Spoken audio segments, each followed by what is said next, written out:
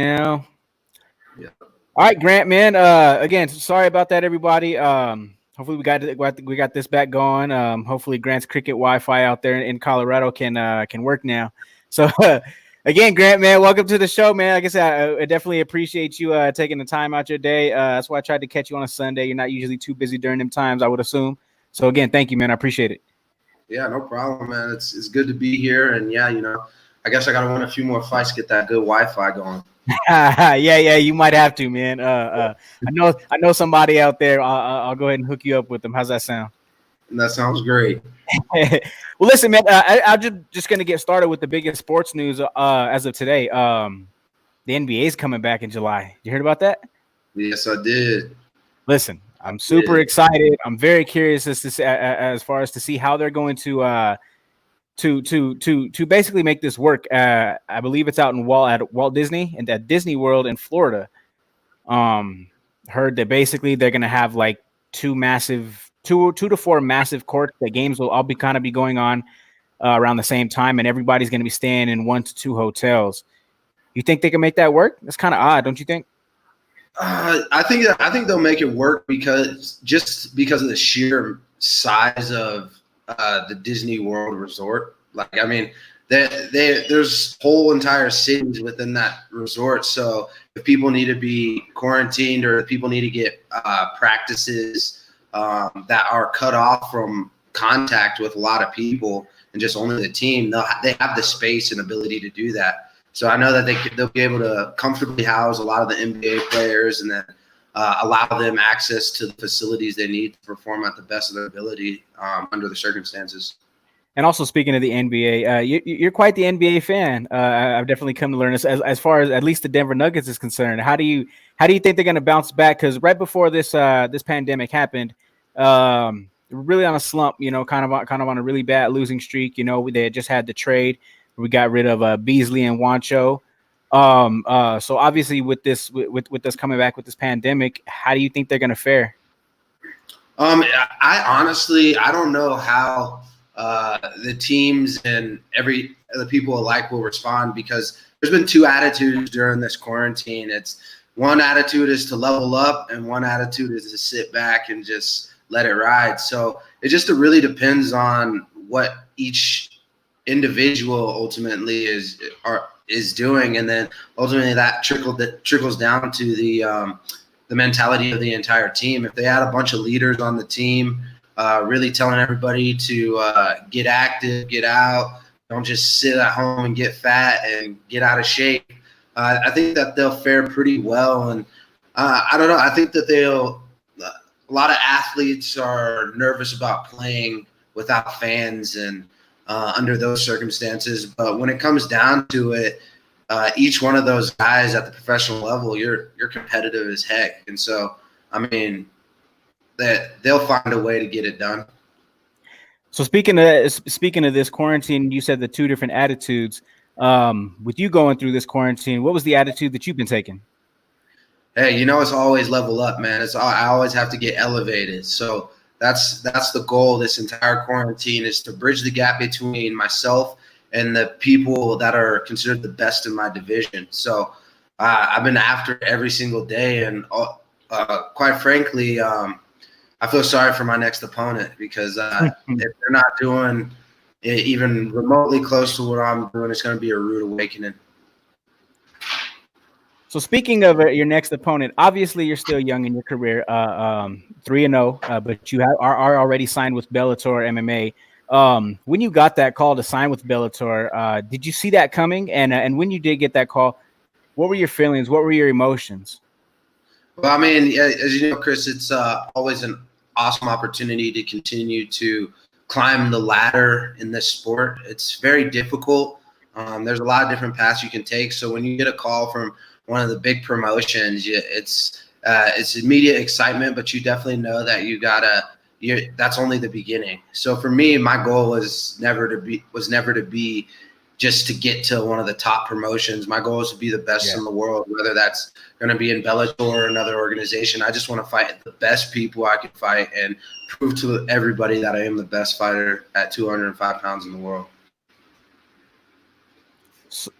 So again, with the whole quarantine and fighting with no fans, as you mentioned earlier, clearly the UFC has had a couple shows. Have you been in contact with Bellator management or anybody of the sort to see if they're going to be doing the same thing? And if so, were you on that list, the short list of fighters that they would actually be potentially having on there? So ultimately, I've had just contact with my management through this quarantine, and so they're navigating everything as far as what's coming up with fights. Basically, my management told me to be ready because Bellator they're going to be coming back here soon, and I know for a fact that they're going to put together fights that make sense. And if there's fighters in my division that, like I said, took the mentality of just sitting at home and just trying to sulk in the quarantine and enjoy it and use it as an excuse, those guys are probably going to get passed up on the call, and that's my opportunity to really explode on the scene. So, I mean, some people might not take fights, but I'm ready. Like, I'm ready to go. I could take a fight next week, and I'd be perfectly fine to do that. We love that. Now, speaking of the no fans thing, once again, how would you feel if you do have to fight in an arena with no fans? Because clearly, from everything that I know about you, and everything that we've been through as far as seeing with your career, you have a very, very, very loyal fan base, and your fan base follows you everywhere you go. They support every move that you do. So how are you going to feel being able to having to perform and them not being there? It's a give and take. So like, it's really nice to have you look out in the crowd and see your friends and family, the people that you care about, and I really get to look in the crowd and see my why.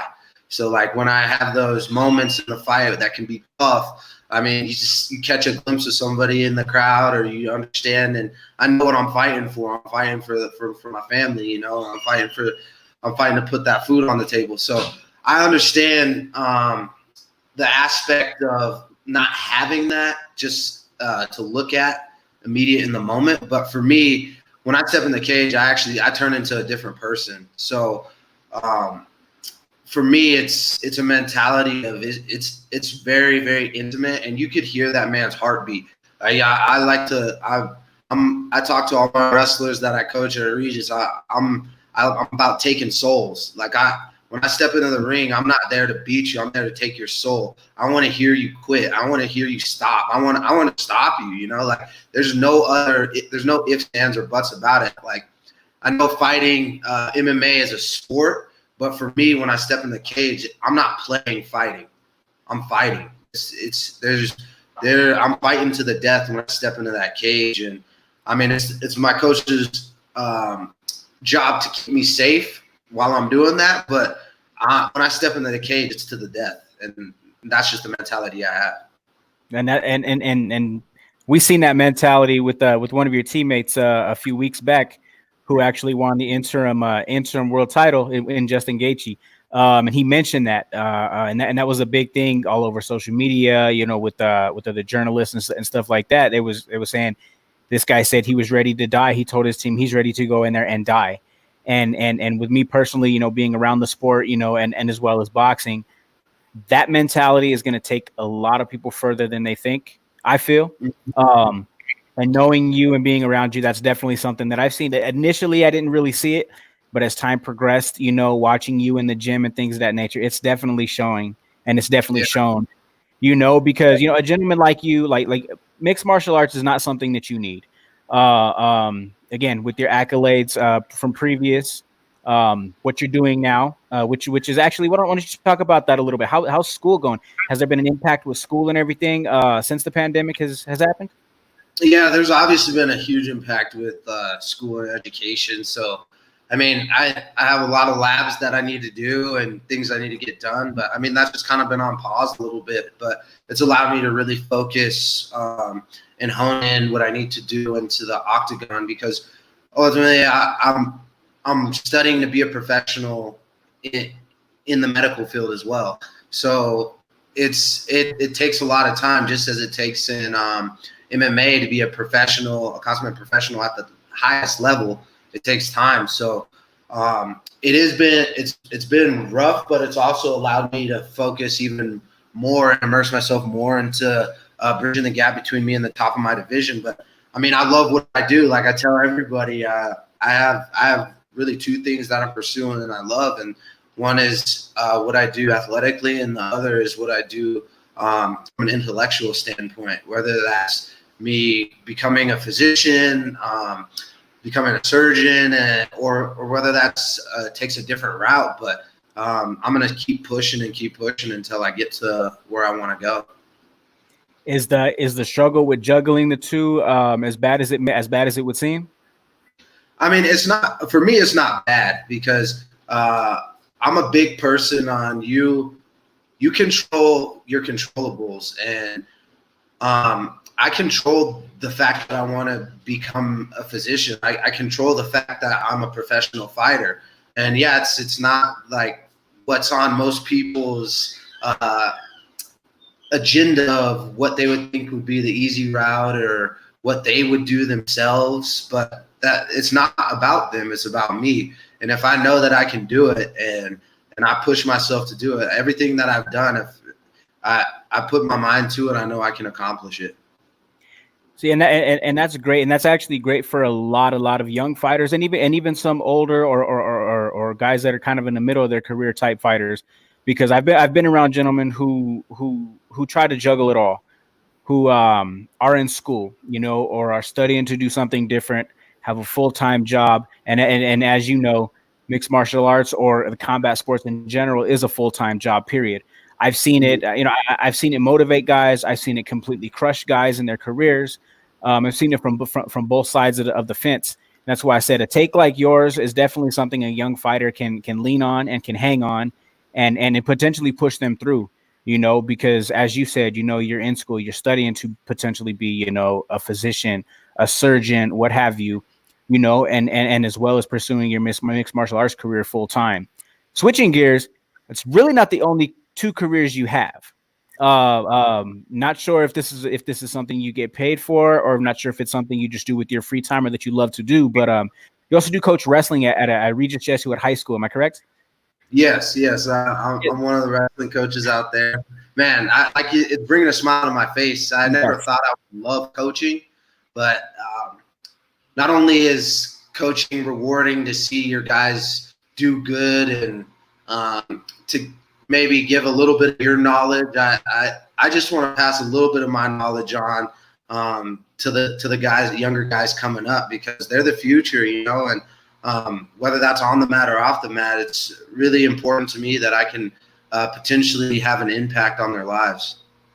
Do you see yourself, sticking with coaching for quite a while? Is becoming a head coach at some point in your future going to be important, or are you just kind of enjoying the ride as it comes? Right now, I mean, I'm enjoying the ride, but I'm sure I'm going to feel the itch when I'm a little bit older or whatever, and I need to get back into it. But right now, I'm really enjoying being an assistant coach at Regis, and it's allowed me the time I need to take to get my stuff done as far as what I'm doing. Because ultimately, if I'm going out there and telling my wrestlers to do something and I don't do that in my fights or when I'm performing, then that makes me a hypocrite, and that's the last thing I am. So being an assistant coach is a perfect spot for me right now. And let's actually switch gears a little bit.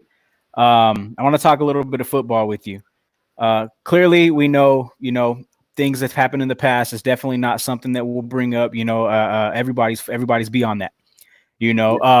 But football, we know football was your first love. You can say it, you can see it, when we have certain conversations, with amongst our friends and talking about football, talking about playing, talking about 2-on-2, whatever the case may be. And I'm pretty sure you know what I'm talking about when we talk about that. You can see it in your eyes, Grant. Wait a minute. So before we go on with this, what's this you'll get work stuff? Okay, so all I know is that Antonio will be on the fade and he'll jump over you and hurt your feelings. Well, first and foremost, I never know you and Antonio were even in it. Last I knew, Gertz was trying to recruit you. Gertz was trying to recruit me, but you said I couldn't play. No. So let's get this straight. No. So let's get this straight. So Brandon Gertz, who again a mutual friend of ours, a very, very, very competitive person. Football came up, talking football came up. Him and I were talking about beating each other one-on-one in all these kind of different sports. And the football argument came up, but then we're both like, okay, well, how can we play one-on-one with football? We can't throw the ball to ourselves and yada, yada. So he said, you get a teammate, I get a teammate. I said, okay, cool. I said, who are you going to get? He said, I'm going to get Grant. I said, no, you're not. And the reason I say that was because, listen, this gentleman, former collegiate running back, one of the top running backs, whether it be D1, D2, didn't matter, in the nation, definitely had a future in the NFL. A guy who is upwards of 200 and potentially 20 pounds when he's not working out, when he's not in shape, could still potentially run a 4.4. I'm not really sure what your 40 time is and what that. And okay, well, I mean, that's me, so but listen, so all it just said all the accolades and everything like that. It didn't fit with two non-collegiate football players and so on and so forth. So I'm like, listen, you can have somebody else, but you're not going to take a stud and put him on your team and then say, oh, I beat you. I'm not going to accept that. So that's why you were passed over. So I even said, he's like, well, he's not this, he's not that, blah, blah, blah. So I said, okay, well, let me get him. And then he's like, no, Brent, I can't have him. You can't have him. So that's why you got passed over. It was definitely nothing personal. It was actually because you were a little too above the curve to be doing that with us small timers. Now, but now that I see you want to insert yourself and your best friend into it, the competitor is going to come out in me, and I have no problem with that. I have no problem with that at all. I have no problem with that at all. Because if that's the case, then I will go ahead and adjust my partner, who was Drew, who's actually phenomenal football player, a gentleman who I really feel that if he would have actually stuck with football and actually paid attention to it the way he did basketball, that he definitely could have made the league, like hands down, no doubt about it to me. The guy runs a potential 4.3, maybe 4.29, 40, 5'8", built like a linebacker, but he definitely could have made it. But that's who I had. But like I said, I can adjust that. I can adjust that easy. If you're gonna bring 6 foot whatever Antonio into the picture, I'll have to make some adjustments myself. But it's not a problem you guys will want. Okay. Okay. I just like I'm gonna say, just like I told Gertz, I don't want to ruin your guys' fighting careers as right now. Okay. Because just like on the basketball card, I'm gonna be breaking ankles. I'm gonna be hurting knees. We're gonna be doing some reconstruction of some ACLs and MCLs. Like it just. I'm sorry, guys. Not yet, but it will happen. It will happen. But so back to the original conversation, football. Tell me how much you miss football. I mean, I love football, man. That's my sport. That was my first love in the sport. I miss it, but I have a new love, and that's fighting. Yeah. So I'm putting all my energy in that. But that goes to speak. I still employ the lessons that I learned from football in my everyday training, and I still do a lot of football-based training incorporated into my fight training, because ultimately that explosive movement, that fast twitch type movement is really an X factor for me when I'm in the cage. So I continue to do that type of work, and I work out with a lot of professional football players and other athletes that are doing great at the level that they're at and whatever leagues that they're in. So I still get that little bit of competitive edge. I still get to be around football. It's just taking a different form, and my love has just transitioned from loving it as a player to now loving it as a fan. So talk to me about that. As you said, you work out with a lot of other football players, and a lot of them that that we both know, that we do know. Does being in the room with those guys and knowing, obviously, you as you said, you're putting that energy towards your new love and your new passion. But being in that room with all of those guys, does that almost scratch the itch that you still have a little bit? Because even knowing that, like, yeah, I'm on a completely different level, like as far as with what I'm doing, but I can still hold my own with these guys, and these guys are at the top of the top in what they do. Oh yeah, I mean, ultimately, fight is a different sport, man. Those football guys are big, So I do what I can, but it's definitely nice to compete. Like football players are big, strong, fast guys, and I love competing with them, and I hope that I bring something to the table that brings something out of them as well. So I think we really just feed off each other, and it's really just a fun way to get after it, because the monotony of training sometimes can get old, and then when it gets old, that's when you get knocked out. So you got to find ways to keep that monotony from sinking in. And I've definitely seen that too. It's like you said, with the monotony of training, and we kind of wanted to switch it up. I've seen quite a few professional football players in boxing gyms, in gyms that you've been in, boxing, kicking the bags or whatever the case may be. And they seem to have more of a blast with it than you're in there, because you're in there again with the monotony of going through the same combinations, same takedowns, same leg kicks, what have you. And they're having a great time. So I can only imagine when you get on a football field and you should even just throw a football around, run a route or what have you, that they hate it, but you love it. No, definitely. I mean, it's definitely fun. Like I said, it's give and take. I like to bring the guys in and let them hit mitts with Jake and myself, and show them a little bit of what the fight game's about, and scratch that itch for them too, because they're playing long seasons at the professional level, longer than they've ever played. Their bodies are taking hits, and they're doing a lot of the same motion and the same movement. So a lot of times it's important to do different things. That's why I really am big for people being multiple sport athletes. You become a one sport athlete, you use those muscles way too much, and that's how you get injured, So it's really important to me to switch it up, and that's why I employ the football side of workouts as well as the MMA side. It's helped keep me healthy and strong, and I like what I'm doing so far. Yeah, and I've definitely seen that. As I do recall, at an event in Denver, a really good friend of yours, actually one of your best friends, Christian McCaffrey, had came to the show.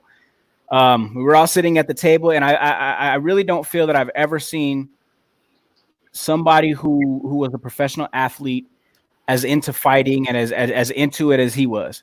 And then after you told me, you guys train, he comes into the gym, you guys hit mitts and whatnot. Like, you could tell that the monotony that you were referring to, like somebody like that who is, again, at the top of the top in what they do, that just takes them away from it.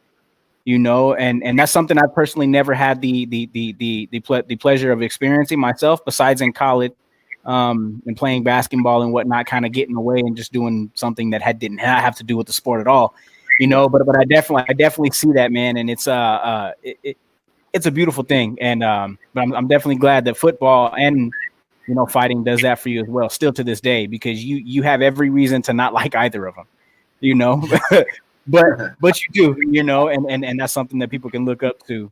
I want to switch gears for one quick second, and I want to get into something a little more personal to me. Where are we at with this nickname situation? Oh yeah. Are we sticking with the truth, or are we gonna keep the real and go to Hollywood? You see, that's your nickname, man. You don't want everybody saying your nickname. Then you could say, like that's my nickname between him and I. But everybody, all the Joe Schmoes call him the truth, but the real ones call him Hollywood. Listen, the way you just spun that, Grant, the way you just spun that was complete genius. I will never question you about the nickname again. I've never, ever. I had to hit him with the quick spin. I had to put you in the exit.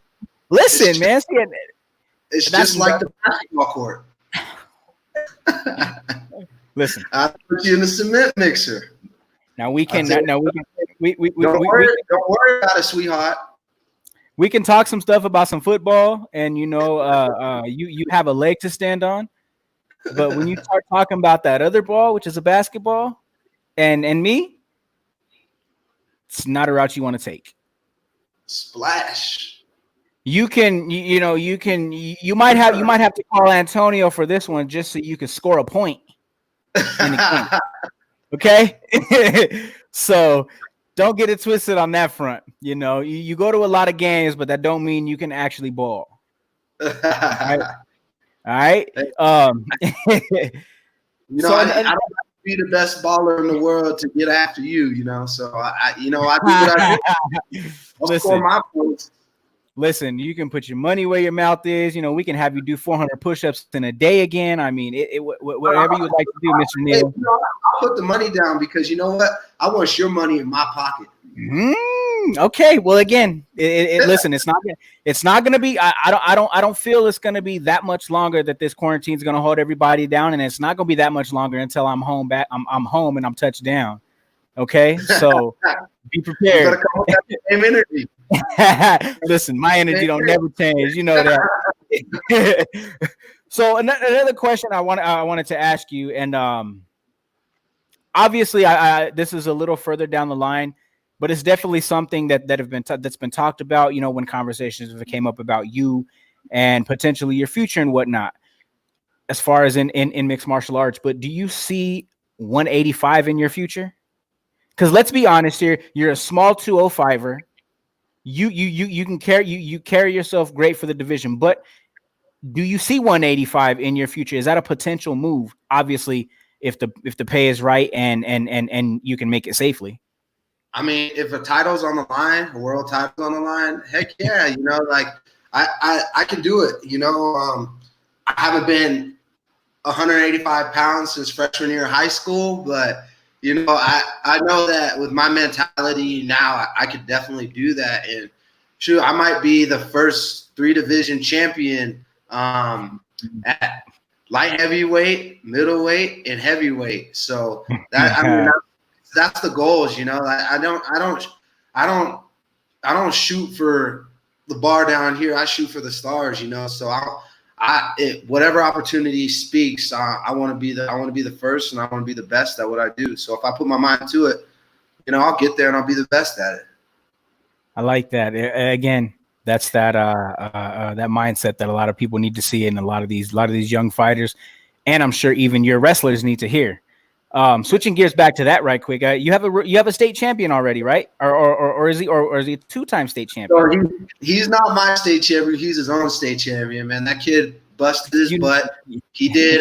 He put in the work, and he did what he needed to do to really excel these past couple of years to get him to the point to where now he's probably one of the best wrestlers in the United States right now. So that's really a testament to him, who he is as a wrestler and his character and him being a leader. Because as you know, wrestling, it's only about 80% of what happens in the actual match on the mat, and the rest is what you put in, the sweat equity, the blood equity, So I mean, he put his work in. So I'm just proud. I'm proud to be along for the ride. I'm a happy coach. Proud to be along, and I'm excited to see what he does with it after high school. Because ultimately he's a smart kid, and I want him to go to college and get his degree.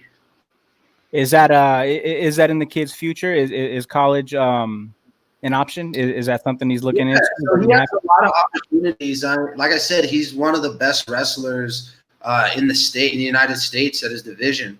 And I mean, what type of person wouldn't want a kid like that to represent their program? Not only is he really good at wrestling, you could argue that he's maybe even a better student in the classroom and even a better leader in the community. So that's what I really look for. The dude's got the whole package. So he's got a lot of the Ivy schools looking at him, from University of Pennsylvania, Princeton, Harvard. I mean, Yale. He's got a lot of the big Ivy schools that are decent in wrestling, actually looking at him. So and he can do whatever he wants. And like it's really now the hard work's done. Now it's just up to him to choose. And I mean, we got another wrestling season, hopefully. Yeah. Crossing our fingers, but if there's not another wrestling season, he's done what he needed to do to prove to these coaches that they want him on their roster. Now, let me ask you this: is you talk about another wrestling season, so clearly you were aware that the this whole pandemic and everything hit right before the NCAAs and championships in Minnesota were supposed to happen. Yeah. And it hit close to home to me because I actually have a cousin who made it to the NCAAs. He is at 125 pounds, super close to living his dream. Was a redshirt junior. Next year, obviously, if it happens, he's going to be a senior. But the question I want to ask with all that is, basically, it came down to them stating that they would not give these kids another year of eligibility, just because of the pandemic and what happened. Kind of everybody that made it, it's almost like a wash. You did it, yay, whatever, but you get nothing for it. What are your thoughts on that, man? Do you see any fairness in that? I mean, it should these kids get an extra year of eligibility, another opportunity, to continue to chase their dream? Obviously, with you being having such ties to wrestling, should that happen? I'm 100% in the advocacy for that to happen. If the student athlete wants to pursue the dreams that they have manifested for the 4 years, or probably even longer since they were kids, and to have those dreams almost realized and taken from you. That's a feeling that I told myself, I've told my mom, I've told the whole world, like I've had that feeling, all my dreams taken from me, and that is not a good place to be in. So, man, that I feel for them. I understand what they're going through, and man, the biggest thing that I can say to them right now is to really hunker down and control what you can control, because right now the other people are going to control what's going on around them and what their opportunity is. But the one thing that you can control is your attitude and the way that you handle the situation. And that the faster you that is going, it's make the journey a little bit easier and it just easier to deal with. But losing your dreams is one of the most heartbreaking things you could possibly imagine. And it's not like you're losing your dreams because you weren't the best guy that day. You're losing your dreams because of a global pandemic that you have no control over. And that's what's heartbreaking. That's what's shattering. You didn't even get an opportunity to go out there and put it on the line. And I know if I was in that situation with the pandemic wise, I mean, it's crushing, but you find something else. Yeah, and I completely agree, man. Like, and the way I looked at it was, like, if this is something that's going to spill over into next year, and we have to deal with something like this for a year's time, so to speak, I'm pretty sure, you're not going to want 26, 27-year-olds, actual more grown men as like fourth-year seniors, basically, or something like that. Like if that's the case, then yes, those guys I don't want to say they don't deserve an opportunity, but basically the opportunity is past them, but if it's only going to be a 6-month thing down the road, 8 months, at least, till you get into next season, I feel that these kids do deserve that opportunity. So maybe somebody could potentially, make that change, make that happen. But I definitely feel that that's something that they deserve.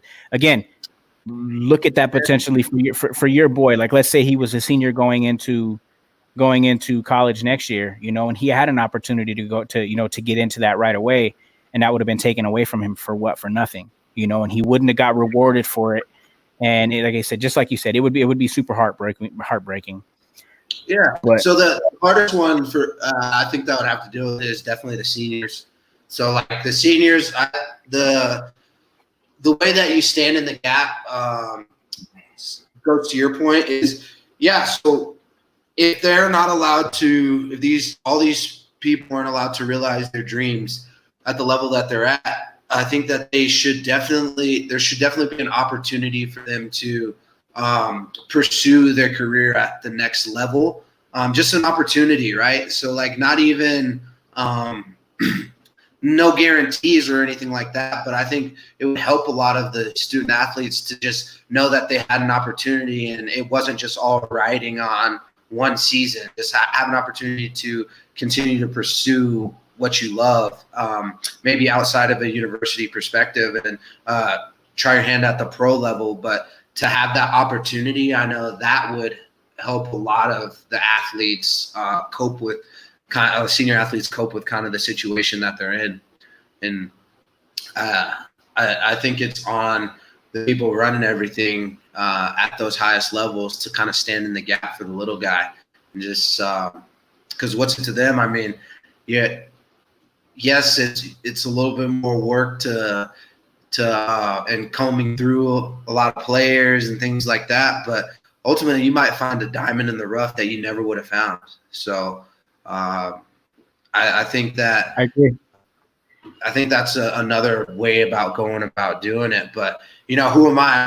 I'm an average Joe Schmo. I don't know anything about the money, nothing like that. I'm spitting out ideas, and you're Hollywood. That's who you are. Okay, you're Hollywood. Your word travels far, and with a lot of people. All right. So quickly, well, something else I wanted to ask you, because again, I wanted to talk a lot of football with you. Actually, hold on. Let me go ahead, and I want to bring in a comment. Armand Jefferson says Grant still owes me a training session. Now, I'm not sure if you remember this gentleman. Do you remember that he's actually a friend of mine? Yes. Yes. Okay. So yeah, apparently he still wants that. I don't know. I don't really wouldn't call it a training session. It just sounds like he just kind of wants a butt whooping. So listen, Armand, when this pandemic passes and whatnot, if Grant's still willing to throw you around a little bit, I'm sure we can make that happen. No, I think it's fine. We can get it anytime. Sparring doesn't change. I mean, you show up at the same time. The schedule doesn't change, and I'm always there. And I bring my lunch pail, so you better bring yours. So let me ask you this then. So now that came up, actually, I'm going to tell you this. So him and I had planned on about 5 or 6 of my friends, a group of my friends, going into the gym on a Sunday and actually sparring, because we do a lot of chitter chatter and stuff like that on hookah whoop who's butt and blah, blah, blah. So we literally had it set up. I said, you guys going to have a ref? But we ain't gonna need a ref, man, because you already know I'm gonna piece all of them up. But so me and Armand, we kind of jawed each other, a lot about this. And I said, I want you first. You're not fighting anybody else in our circle. Like, it's me and you going first. So he was like, okay, as long as I got all the protective equipment, I'm down. I'm like, okay, cool, I got you. That's no problem. So coming to find out, when he says all of the protective equipment, he was expecting to spar. Now, mind you, with boxers, headgear, cup, gloves, basically. You guys, as mixed martial artists, depending on what day it is, big gloves, small gloves, shin guards, basically. You guys are wear headgear, no nothing. So we were going to do this as far as boxing was concerned. He expected us to spar with the chest protector on, like the chest protector that you hit when you're hitting mitts with your coach. So the argument had started as like, I told him, listen, I will drop you with a body shot. Like, I don't care how big you are. Armand's about 230. He's a big dude. I will drop you with a body shot. I don't care how big you are. And he was like, no. And I'm like, yeah, it'll happen. He's like, well, how you can't drop me with a body shot, especially with that thing on while we're sparring. And I'm like, what are you talking about? I was like, you talking about this? I showed him a picture. He's like, yeah. I'm like, dude, we don't spar with that on. Like, the coach wears that. So I say that to say this: if he does decide to ever come into the gym, just right there one time. That's a wrong mentality to have when you go into a fight. You don't want that mentality. We got another question actually from Alvino Gonzalez. How long would you leave it in the coach's hands if you feel your son has all the talent and numbers to back him up, but seems to be overlooked? So yeah, that's an interesting thing. For me, it really depends on the sport. like a sport like wrestling, that's why I love wrestling and coaching wrestling, because there's no politics in it. Like if someone wants a spot on the team, you guys wrestle, and the best guy in that room that day gets the spot. So there's no politics about it. This kid, I might not even like the kid that's wrestling, but he's in control of his own destiny. And so that's really why I love the sport of wrestling. But in other sports, definitely it's really important to navigate your surroundings with your coaches, your teammates, and other players. A lot of times it actually might make it a more difficult situation from what I've seen playing football, is if sometimes the parents are too involved into the way that the player is treated. So the player can express frustration to the parents that maybe that player is not expressing to the coaches or to his other teammates. And so the parents are like, man, this is my child. I got to step in and I got to do something about this. And unfortunately, that puts the child or the sports athlete in a weird situation with his coaches. Also puts him in a weird situation with his teammates. Like, why are you whining to your parents? Why are your parents fighting your battles?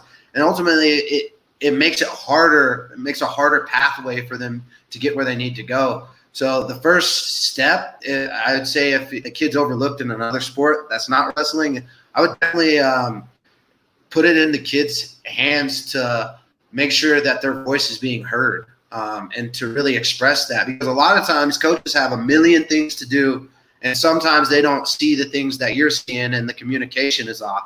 If you can mend those lines of communication, that usually tends to shake out in the way that it needs to be shaken out. Even if it's not what you wanted, you really get an answer. It's a beautiful way to look at it. And I think a lot of that's changed nowadays too, just simply because of the fact the way society is. Coaches, a lot of coaches, especially youth coaches, which I would assume that this was what this question was about, are more into it and more in tune just for themselves, for their own accolades. That's why kids nowadays are getting, participation trophies, participation awards and stuff like that. The way I grew up is just like you said, just like in wrestling, and that was on the football field, that was on the baseball field, on the basketball court. Like, listen, cut everything out to the side. Like, the best person will play. You just got to go out there and you got to bust your butt. Like, listen, if I was to ever tell my mom, like, mom or dad, the coach isn't listening to me, the coach, she needs to be playing me, this, that, and the third. They would look at me and be like, well, why don't you just do better? Get off your butt, get outside and go run right now. There's a reason why you're not playing. There's a reason why you're riding the pine and not doing what you're supposed to be doing. You fix it. You change it. Don't care what the coach has to say. Don't care what we have to say as parents, what your friends have to say at school. Like, just as you said, it's all held in the child's hand. If it's something that they want to pursue, then they need to take it upon themselves to do it. Like you said, speak up, work harder, because not everything's going to be handed to you. Again, it's something that you and I both know personally, because you can have things handed to you and you can just as easily have them taken away. And I mean, like, I don't know if you've been watching The Last Dance, but Michael Jordan is a perfect example of it. Like, for me, like, that mentality of you think that I can do this, or you think that you can beat me, or you think that I'm not capable of doing something, that's only gonna push me to a level that you do not want to experience. Like, and so for me, you can use it as crumbling or crippling, or you can use stuff like that as motivation. So, like, for me, if a coach was saying that I wasn't doing good, or saying that, oh, you're gonna lose your spot, I mean, it's easy to crumble, and that's the easy way out. It's hard to look and dig deep within yourself and go, okay, this is what I need to do. I'm gonna do this, and it might not be the most fun thing to do. It might not be what you even think you should do, but you do it anyway. Because why? Because you want to make sure that they know not to ever question you ever again. Not to question your ability, not to question your mentality, not to question anything that you do. And so for me, that pumps me up. That's like that Last Dance, man, that mentality. Are you so what you see the kind of teammate Michael was? Most people have different they have different methods of motivation, of motivating their friends, teammates, and whatnot. Now, compared to how you seen Michael's was, which is just complete riding you. He's gonna bring it out of you in a mean way. Are you like that in the gym? Is that how you motivate your people? So for me, I don't take it upon myself to be that Jordan in like I don't have to be that type of teammate, because fighting, that's ultimately comes down to you. It's a singular sport, right? Like we talk shit and we like get after it a little bit, but other than that, like fighting is a very individualistic sport and an individualized sport. So when you're in the cage, it really comes down to you and that mentality. But like with Jordan, the thing that a lot of people skipped over is like, man, Michael Jordan, he said, you don't want to be me. Because being Jordan, it takes a lot out of you, right? To be Michael Jordan, it takes a lot out of you. That's the difference between winning 5 championships, winning 6 championships, and being MVP and the highest scoring player in the average scoring player in the league. Like, he had to get that man. He had to be that person for his teammates. And a lot of times, like every single one of his teammates, he wasn't liked. And in this age that we live in now, everything is about being liked and to get that gratification. And that wasn't Jordan. Jordan was the exact opposite. And if you watch The Last Dance, that you'll really see that. But that's what it took. That's what it took. And not many people want to sacrifice that to be great. I mean, like as you see, I mean, we have great players, probably a better basketball athlete, better body type, and maybe even better skilled player in LeBron James, because he's a great passer as well. And the reason why LeBron James, I feel, is not greater than Michael Jordan is because that mentality it's all about that mentality. And the difference between that, you really think J.R. Smith is doing that dumb play on Michael Jordan's team? You would never see JR ever again. No, like I'm just, but that's that Jordan mentality. Everybody loves LeBron. He's a great teammate to be with. He's a great teammate to play with. Best basketball player, one of the best basketball players we've ever seen. But that's the difference between being the level that Michael Jordan is and being where LeBron James is. And I think that's where Jordan edges out James, is just in that mentality. Because I think that I'm maybe a little biased because I've seen all LeBron James games, but I think that LeBron James' ability and capabilities would edge out Michael Jordan's in day and age. But ultimately, if you have LeBron James right now and Jordan's mentality, no one will be able to touch him. So let me ask you this, because this comes up a lot too. Since we're on this topic, you see the comparisons with Michael and LeBron, Michael, LeBron, MJ, King James, whatever. I really feel that LeBron James has to get to and surpass and is more comparable to Kobe Bryant rather than Michael Jordan. Because to me personally, Kobe Bryant is the second best basketball player to ever play the game because he was Jordan's clone. He was everything that Michael was. Everything. His game, it was emulated after Michael. Now, do you or would you be hard pressed to say that that James is better than Kobe in that aspect as well? Yeah, well, I'm a big Kobe fan. I love Mamba mentality. I like RIP to Kobe, but LeBron James is a better basketball player, hands down.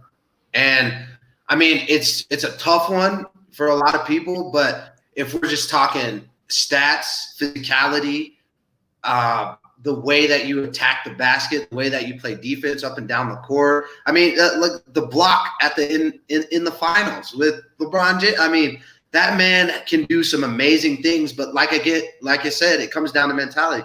But I do think that LeBron James is the second best basketball player to ever do it. And the biggest thing right now, though, for me is we can see if the mentality that LeBron James brings to the game with his teammates. I mean, if it works and he wins 3 more championships with being the liked guy on the team, like kind of like the class clown type of guy, and he's getting all the most out of his team doing that, then we can have a discussion about which mentality is better. But until then, it's no discussion that Jordan mentality, that's the way it is. See, and it's definitely arguable. It's definitely debatable. Physically, I definitely feel LeBron James is probably the best physical specimen we've ever seen in the NBA by far. I mean, you're 6'8", you're 6'8". I mean, when he was a little younger, he was upwards of 275 pounds, just flying through the air like nobody's business. So physically, you will never have an argument with me or from me on that. But again, it's everything involved, and I've always just felt from what I've seen from a Kobe, from a Michael, that LeBron, whether he wins another 2 or 3 championships or not, that's definitely something he'll never surpass. Maybe Kobe, but definitely not Mike. But again, that's up for debate. That's up for argument. I mean, I'm thankful for all 3 of them. I'm thankful for LeBron James being who he is, because we can have this argument right now. We can have these conversations amongst ourselves and amongst our friends and whatnot. So switching gears actually to football, I wanted to ask you this too, because you are a former running back, big NFL fan, big football fan. And I was actually listening to this on Skip and Shannon's Undisputed last week. Give me your top 5 running backs of all time. I feel this is the list that you and anybody can argument, and everybody's list will be different. Off the top, who would yours be? Oh man, that's tough, but I got to go with some of the stuff that Adrian Peterson did. AP is definitely one of the GOATs for me. I would definitely say I got to go with, man, this is a tough one for me, because I've always been a big LaDainian Tomlinson fan. Like that's my dude. I love LaDainian. So I got to go there. And again, you can put this in no particular order. I mean, this ain't the order. This ain't the order. Okay. We're throwing 5 out there for you. I got to go Walter Payton. Okay. But man, this is a tough one. Okay, so let me give you mine that I came up with. Maybe this will help you. Maybe because it's definitely an on the spot type of question. That you're like, damn, I really got to think about this. Sure. I would say, and again, this is in no particular order: Barry Sanders, Emmitt Smith. To me personally, and this is just based off his body of work, I definitely believe if he had longer in the league that he would be number 1 hands down by far. But I'm still going to put Terrell Davis in there. The stuff that dude did, coming from being a 6th-round draft pick and completely unknown to becoming the best back in the league, and potentially one that could have potentially been the best we've ever seen. That guy's vision was ridiculous on the field. So again, Terrell Davis, Eric Dickerson is definitely not one that I can pass up. And just off of favoritism, honestly, I would definitely have to go with Adrian Peterson as well. But again, I mean, we're leaving out guys like Jim Brown. I'm leaving out people like Walter Payton. LaDainian Tomlinson. You got to have Walter Payton on your list. If Walter Payton's not on the list, then we can't do that. And he said, I saw the comment said Barry's number 1. I mean, what are we talking? Are we talking college Barry? Are we talking NFL Barry? I mean, I would assume NFL Barry. I mean, but would I put him as number 1? No, I would not put him as number 1. But he's definitely in the top 5, because that guy's skill level and his speed was unlike anything we've seen at that position. See, and there's another one, Earl Campbell. Earl Campbell, he was a big back. I mean, he represents for the big boys. But Earl Campbell, I mean, he's a tough guy, but he ain't the top five. To round up my top five, you know what I got to do. I'm putting my boy Christian McCaffrey in that top five. Listen. I am putting him in there. I am putting him in there. And hey, at me if you want to. Come at me. If Christian sees this, and he doesn't call you and say, Grant, thank you, brother, I love you, then he'd be a damn fool. That's love right there, okay? That's love. Not a lot of people do that. I was hoping you would. That's stats too. That's stats. And let me tell you, Christian's a white running back. He don't get no love. He a white running back. Listen, boy, I feel if Christian can keep this up for 4 more years, and the most rushing yards in the past 2 years out of any running back to ever freaking do it, get out of here. He's a utility back. He's a Swiss Army knife.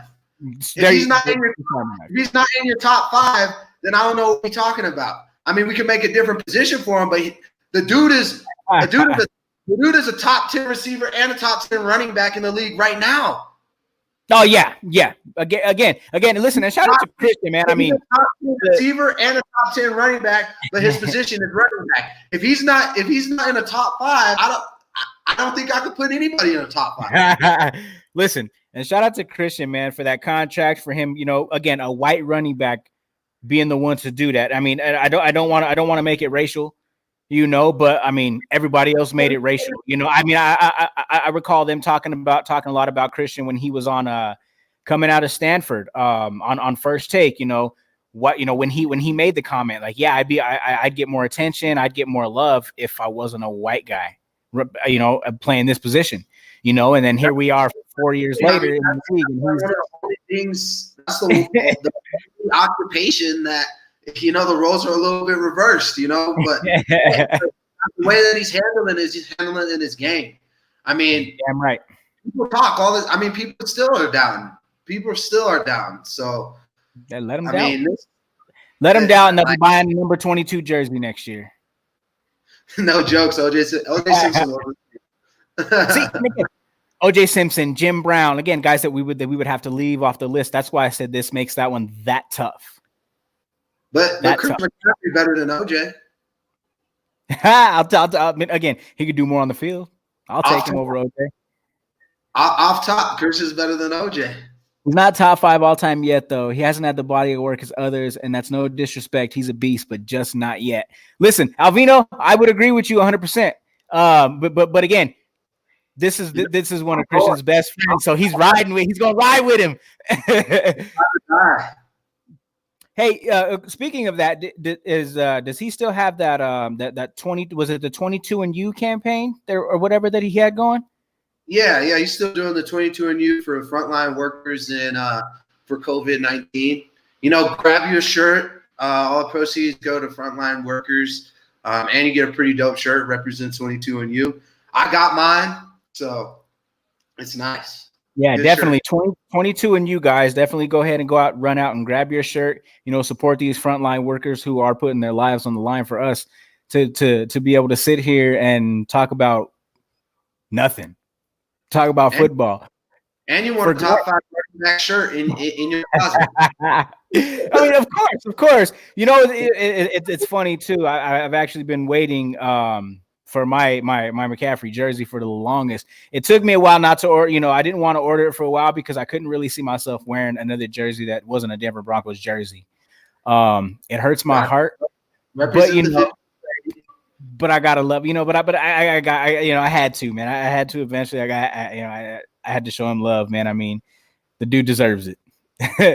He said, you said all time though. Okay, well, I mean, hey, if that's how he feels, to each his own. To each his own. Something else I want to touch on really quick, Grant. How's the ladies' book doing? Give us your review of it. Obviously, I know you read it, more of it than before we actually even had the chance to even read it, from a while back. But how's the book doing?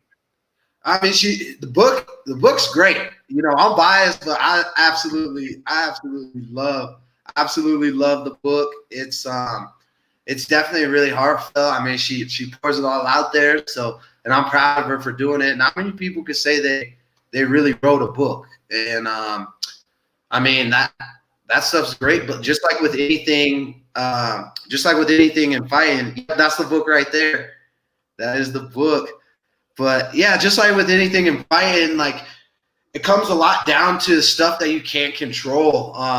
And ultimately, she got involved with a really bad publishing agency, and her book started doing good, and they're trying to control certain things and not showing her the love and the money. So we had to cut ties with that. So I think we're gonna re-release under a different publisher, and I mean she's got her stuff together. Listen, well, obviously, I was gonna ask you, where, if anybody's interested, where they could get the book. But if you're gonna re-release under a different publisher, we'll go ahead and wait off on that. We don't want to send no money to somebody who doesn't deserve it. Exactly. That's the energy we have. Keep that Jordan mentality. We got our list. We gotta have our list. And the Jordan mentality and the Last Dance is gonna change society as we know it. Oh, 100%. I agree. Listen, hey, I mean, I thought I had a Jordan mentality, and that meant that Last Dance allowed me to reevaluate my mentality and you know what? You could push even more. You got because sometimes I don't tap into that. I don't tap into what really your real whys. Jordan was completely and 100% truthful on why he was doing things. I mean, he was maniacal. He was so singularly focused on making the person that wronged him feel it. That to me is to make up stories, just to made up a story just to edge. I mean, sitting in the locker swinging the bat with a cigar in his hand and a beer right next to him. Listen, a lot of people didn't know that about Mike. Mike would have a beer. Mike would have a beer before every game. A lot of people didn't know that because, again, most people wanted to give Mike and continue on with Mike having, obviously outside of the gambling, a clean image. But Mike would have a beer before every game. He would smoke cigars every day. Back then too, yeah. And when Mike came in the league, they were smoking cigarettes on the sideline. So I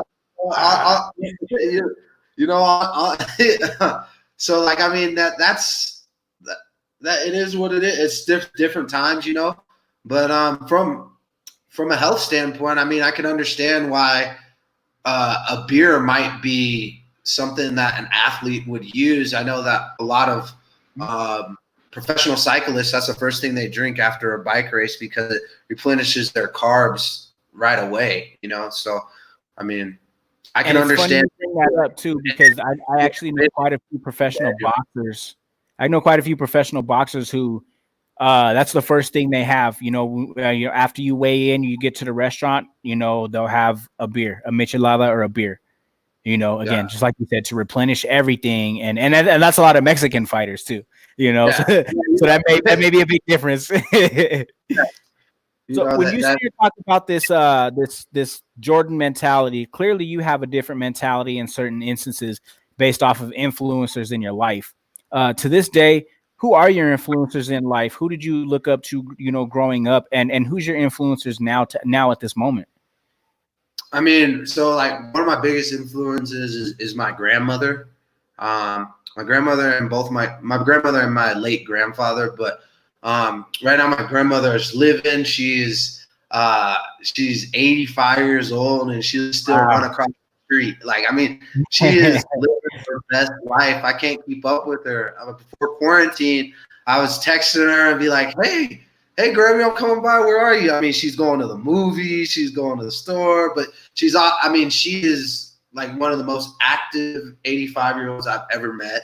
And I mean, she texts me all the time. She understands technology. She changes with the times. I mean, she's hip. I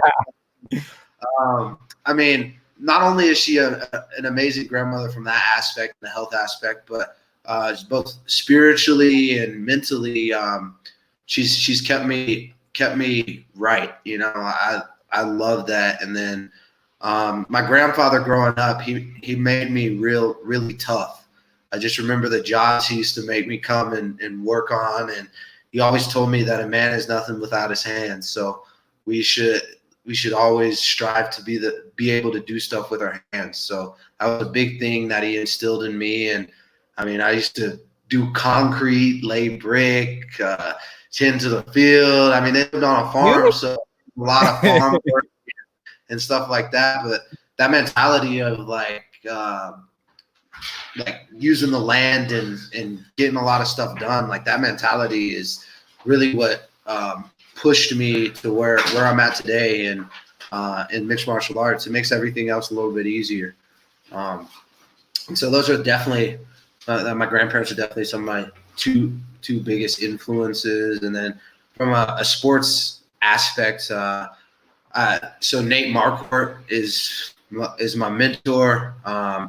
He's a great friend, and just someone that I really look up to in the sport of MMA. And I mean, I just do everything that he tells me, and it's really paid off. And just to be able to immerse and be around someone with that much knowledge, it's really amazing.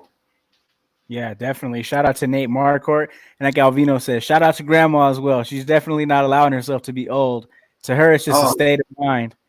More power to her. 100%. And she says, God is good.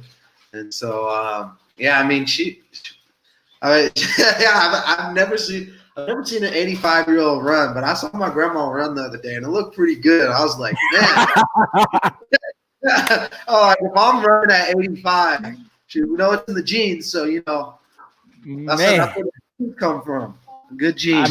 I mean, I would hope. I mean, for somebody who never really had to work out and, kind of look like that, I mean, I always give my friends stuff about that. Cause again, my friend Drew, the dude is just built like a brick house and does not work out.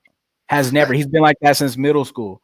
And I'm like, dude, like I got to watch what I eat now. I'm getting older. Like I actually have to put in work to look decent, I'm like, and you still eating Chubbies every day. And we can't. Speaking of that, favorite cheat meal? Oh, my favorite cheat meal is homemade apple pie with a crumble crust. And you know who makes that apple pie for me after every single fight? I seen it on social media yesterday. So yes, I do know. That is hands down, by far my favorite cheat little meal. Dessert. But other than I like eating healthy. I'm on that.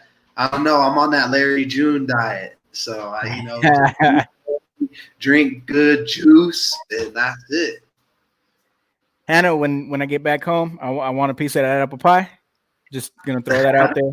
Okay, so make sure you can go ahead and just get that to me as like a welcome home gift. How about that? I'll make sure to let her know.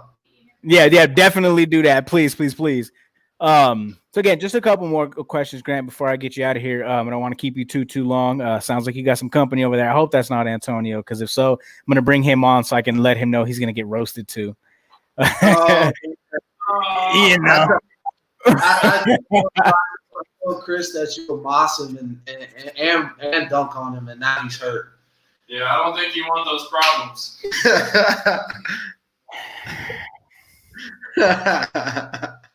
Again, basketball. Talk all that y'all want about on the football field, but I promise you on the basketball court, it's gonna be too easy. Too easy for me. Too easy for me. Okay? Come on in here. Antonio, come on in here. I don't want to roast you on your own show. Like, I mean, come on, man. Bring it on. I don't know if you want it in basketball. Whenever you was roasting on the show, you gonna like. I see you ran to Texas just so I couldn't play you in basketball. Oh, that's why. Huh? Trust me, it's gonna take a lot more than you to make me run from a game. Believe that. That one hurt me. Yeah, I hope That one that's cut not deep. All I know is just like Grant was talking about earlier. When when I can get you to a court, bring your wallet. Bring your balls. I won't even need my wallet. I'm not sure. Okay, well, you won't need to because you can just cash at me or Venmo me. That's fine. But again, like I said, I will never allow somebody like you to beat me. Ooh, Tall, Somebody like that. ugly, uncoordinated, and clumsy. you're a model, bro. Listen, your job is to stay pretty, and I don't want to take that away from you. Okay? I don't want to take that away from you. I'll be all those other things, but uncoordinated, that's just not it. I've seen you work out, and I've seen you work out, and I've seen you run. It's not the prettiest thing. Oh, whoa. I'm definitely faster than you.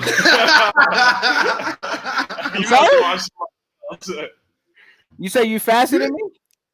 You're talking to Mr. All Conference over here in the I air. know who I'm talking to. I know who I'm talking to. In his league. I let my actions speak. We've had this conversation before, and there hasn't been no action on your end. I'm never hard to find. Yeah. I've been here. Listen, you can just call me Chingy. I'm one call away. Okay? Yeah, it ain't hard to find. Okay, so listen, when I get back, all this stuff, we're definitely going to make it happen. When I get back, hopefully we're actually able to get into a gym because I'm not playing outside. My knees ain't going to be able to take that anymore. You got to remember, I'm an old man. I got some injuries. That's fine with me. But we'll definitely make it happen. And if you were this nice in basketball, I definitely could have used you for some leagues, but when I asked Grant, I was like, I said, you got any of your friends out there in the white neighborhood that can actually hoop? He was like, nah. He said, nah. I was like, all right, I was just checking. I was just checking, So, all right, listen, brother. We'll definitely make it happen, brother. Yes, sir. Yeah, appreciate you, man. You know how to get the cameo in there. That's the bro. Yeah, man. Shout out to Antonio, man. That dude's always been showing love. Great guy. But again, before I do get you out of here, brother, I want to go ahead and throw some more shade, just again because we've been at this back and forth, with competing with each other. No. This isn't towards you. It's because I want to call him out because I haven't been there to do it. But when we get back to Brandon's and we get back on cornhole, we're going to make sure him and Banks catch up on all their push-ups they've been missing. Because you and I both know that those two cannot beat us in cornhole. They haven't, to my knowledge. Yeah, we got it in the win. I struggled a little yesterday, I will say, but I my partner left me in Antonio. You weren't here. You ran to Texas. And, when I get both the partners back, it's about to be something vicious. Apparently, Chris's girl made him come to Texas. Oh, so you guys are just gonna talk stuff, huh? Okay, all right. That's cool. But yeah. So we're definitely gonna have to make them catch up on all the push-ups that they've missed. How cocky they both get. So. It's definitely going to happen, man. But again, I don't want to keep you too much longer. I'm going to let you guys get to the rest of your evening. First things first, shout out to Hannah, The Void. We will definitely let you guys know when the re-release comes so you guys can know where to get a copy from. This is an amazing, amazing read. And again, Grant, thank you for your time. Thank you for sitting down and having this conversation, just shooting the shit, man, and just, having a good time. The biggest thing that I want to get from this channel and for me even doing this, if I can bring one extra fan your way, one extra person who's going to follow you on social media, who's going to fly to a fight now and buy a ticket to watch you fight, who's going to buy some merchandise when you start to put that out, who's going to just become a fan. If I can help push that and have that one person make that much of a difference, whether it be 1 to 20 to 100 to however many more, then I did my job within doing this. So that's definitely all I ever wanted from this, and again, that's why I'm so appreciative of you even giving me that opportunity. to speak to you on this level. We'll have our other conversations off tilt, because, this is something we can't talk about on the show, just joking, everybody. Grant's a great individual. He's a great person. For any young guys out there, definitely, if you ever want to find somebody that you can look up to, this is the man to do so. Speaks well, acts well, follows the word of God, and just is a great individual. And again, Grant, thank you very much. Alvino says, "Yo, Grant, love your backstory. Great conversation today. You have a new fan in West Texas." Perfect, Hey, Alvino. Thanks a lot, man. I really appreciate that. Thank you, Chris. It's been a pleasure. Thank you for having me. And I really appreciate the love, man. Whatever you need, just let me know. You got it, man. Hollywood. That's what I need. I need a Hollywood Neal t-shirt. Hollywood Neal t-shirt. Okay, brother. Gold letters too. I mean, yeah, because the title is going to be gold. So yes, gold letters. Yes. All right, Grant. Thank you. Hey, and let everybody know where they can follow you on social media, so that way when they see this, they know where to find you at. Yeah, the best way to follow me at Grant Neal 34. Appreciate it. And that's on all social media platforms, I would assume, correct? That is correct. All right, Grant. Again, thanks for your time, brother. We'll get with you soon. Yep. Appreciate it. Somebody told me sleep is the cousin of death. I gotta wake up. So I open my eyes with a dream in the book. I gotta chase him. Struggle makes 100 miles and running feel more like a million. More pressure, I ain't never backing down and letting up. Fuck you then.